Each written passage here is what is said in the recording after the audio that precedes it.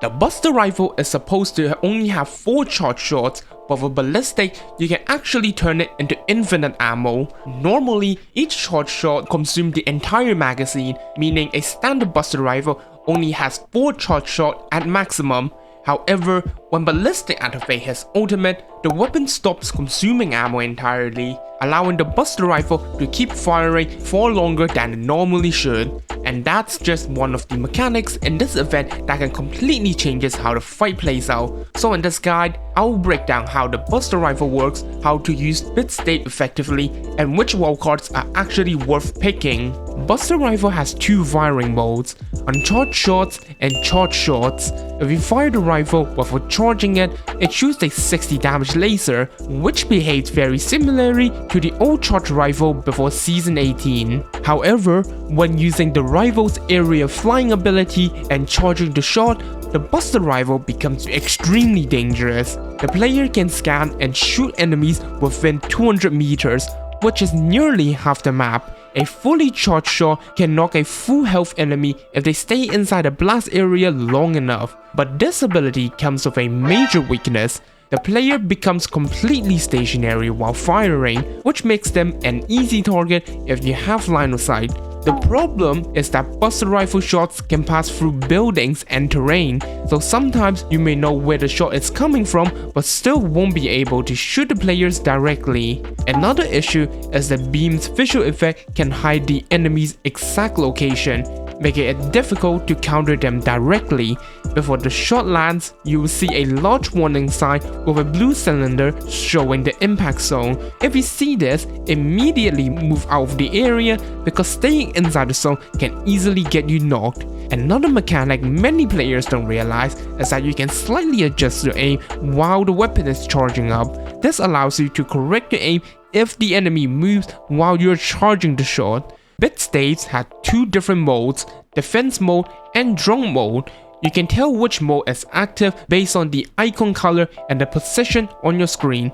A yellow icon on the side means the stave is idle. A blue icon on the top means defense mode. A purple icon in the corner indicates drone mode. To activate drone mode, hold the survival item button. This allows you to deploy drones that scan and damage enemies within their range. When a drone locks onto an enemy, you will see a faint blue line pointing towards the target. Each drone deals 10 damage every 3 seconds. While the damage isn't very high, the drones are small and difficult to notice during fights. They will always hit the enemy and ignores fortified damage reduction buff, making them surprisingly effective at applying pressure. However, drones are very fragile. Once spotted, they can be easily destroyed.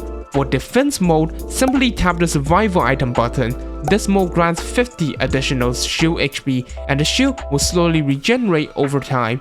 When someone is using defense mode, you will see a white translucent spear surrounding their character. Unlike Gibby's gun shield, when the Bit Staves shield breaks, any excess damage does not overflow into your character, so even when you take something like a Kraber shot, your normal shield and HP will remain intact once the Stave shield breaks. This makes defense mode extremely strong for pushing enemies or surviving burst damage. The event also introduced several wildcards. Depth Step increases your movement speed and allows you to double jump while your weapons are holstered, making it excellent for mobility and repositioning. However, based on multiple matches of testing, it appears that Sparrow can't obtain this wildcard. Zero Sacrifice allows you to self-destruct when choosing to bleed out, dealing up to 100 explosive damage to enemies nearby. This can be useful if enemies are pushing aggressively after knocking you. Zero Rebirth activates when you get knocked. Instead of staying down, you phase into the void and reappear with 1 HP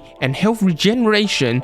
Players using this wildcard can be identified by a void icon on their health bar. Heavy Arm Salvo triggers a missile strike after landing 5 bullets hit with any weapons. The missile deals damage but does not stun enemy, so they are best used as extra pressure during fights. Epion Lash replaces your melee with a grapple that pulls enemies towards you. However, this ability is extremely risky. While you are pulling the enemy, you cannot shoot, but the enemy can still shoot back, which often puts you at a disadvantage. Because of this, it's usually not recommended to pick this wildcard. Finally, extra bit stave gives you an additional stay, allowing you to have more shields in defense mode or more drones active at once, making it one of the strongest wildcard in this event. Let me know in the comments what your experience has been with the Gundam event so far. If this guide helps you understand the Gundam event mechanics, consider subscribing. I regularly upload Apex tips, event guides, and patch breakdowns so you can stay ahead of the meta. And if you want to win more 1v1s while being in control of the fight, check out this catalyst guide on screen right now.